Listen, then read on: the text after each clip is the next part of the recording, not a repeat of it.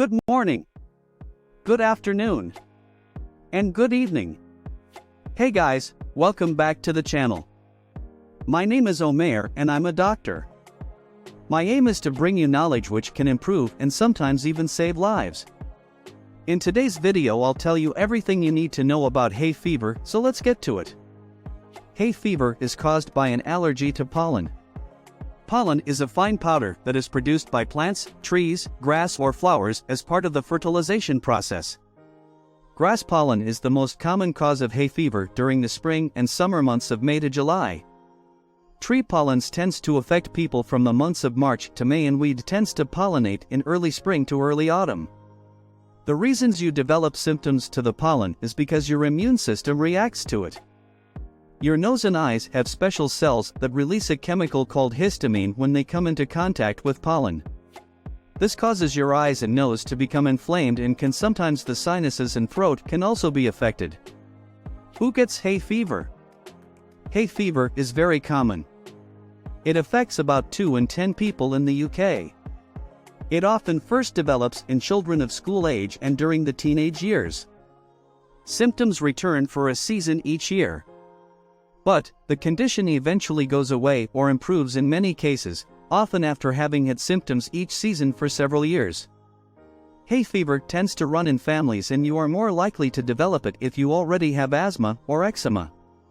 Equally, if you have hay fever, you are more likely to develop eczema or asthma. The conditions asthma, eczema, and hay fever are known together as atopic conditions. What are the symptoms of hay fever? The severity of symptoms can vary from person to person. Most commonly, you are likely to experience runny, blocked, or itchy nose, sneezing, itchy and watery red eyes, itchy throat, headache. A diagnosis of hay fever can be made based on the symptoms. There are things you can do to help. Reduce your exposure to pollen by paying attention to the pollen forecast. If the pollen count is known to be high, then you should try to stay indoors with windows and doors shut. Avoid cutting grass or going camping. Take a shower after spending time outdoors. Wear sunglasses. Keep car windows closed. What are the commonly used treatments? You can try one or a combination of the following treatments to help reduce symptoms: antihistamine tablets, steroid and/or antihistamine nasal spray, eye drops. The antihistamine tablets usually work within a few hours of taking them. It is a good idea to take one regularly to prevent symptoms from reoccurring. There are a few antihistamines that can make you drowsy, for example chlorphenamine, so don't use before operating heavy machinery or doing complicated tasks. Other examples of antihistamines are loratadine, cetirizine, fexofenadine. Steroid nasal sprays work quickly to reduce symptoms, however take full effect after using them for a few days. It works by reducing inflammation in the nose, but also helps to ease eye symptoms. You can ask your local pharmacy or drugstore for a steroid nasal spray. Antihistamine nasal sprays are also good at providing quick relief of symptoms.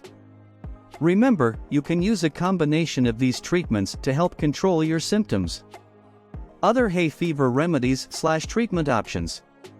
Montelukast is a leukotriene receptor antagonist which works by blocking effects of chemicals called leukotrienes which trigger hay fever symptoms. These can be prescribed by your doctor if deemed appropriate, and you can take them alongside your hay fever tablets. Nasal saline washouts or nasal irrigation can be used to wash the pollen out of the nostrils. You can get these from your local pharmacy or drugstore. If your symptoms are still not controlled by the treatment options discussed above, then a doctor may consider prescribing a short course of steroid tablets. For example, if there is an important event coming up and your hay fever symptoms are likely to interfere with it. If despite all these measures your symptoms are still not effectively controlled, then you will need to be referred to a specialist, for example an immunologist, for further management.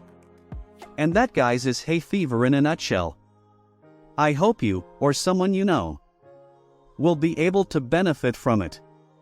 I am a full-time doctor, and I have made this channel to provide you with beneficial medical knowledge. Please consider subscribing if you have found this beneficial and for more useful content. I will be publishing a video on new topics weekly, so if you have any suggestions for future videos, then please leave a comment below. All the best, guys. Look after yourselves and stay healthy.